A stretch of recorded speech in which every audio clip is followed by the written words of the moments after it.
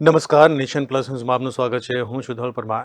અરવલ્લી જિલ્લાના મોડાસા તાલુકાના હાઈવે પરની દુકાનમાં તસ્કરો ત્રાટક્યા હતા. બનાવ અંગે પોલીસે વધુ કાર્યવાહી હાથ ધરી છે. અરવલ્લી જિલ્લામાં રોજબરોજ ચોરી, ધાડ, લૂંટ જેવી ઘટનાઓ બને છે. મોડાસા તાલુકાના ટીટોઈ સ્ટેટ હાઈવે પર આવેલ ઉત્તમ હોટલ પાસેની રોશની ઓટો ઇલેક્ટ્રોનિકની દુકાનમાં તસ્કરો ત્રાટક્યા હતા. તસ્કરો અંદાજિત 90,000ની મત્તા ચોરી ફરાર થઈ ગયા હતા. ઘટના અંગે દુકાન માલિકે ટીટોઈ પોલીસને જાણ કરી હતી.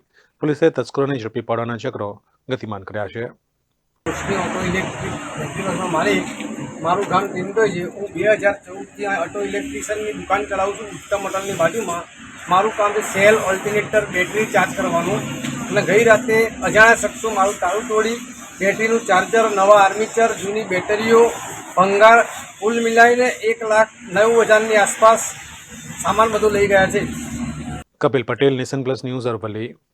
સમાચારોના સતત અપડેટ માટે નેશન પ્લસ ન્યૂઝના યુટ્યુબ ચેનલને સબસ્ક્રાઇબ કરો, બેલ આઇકન દબાવો અને ફોલો કરો ઇન્સ્ટાગ્રામ, ફેસબુક અને ટ્વિટર પર.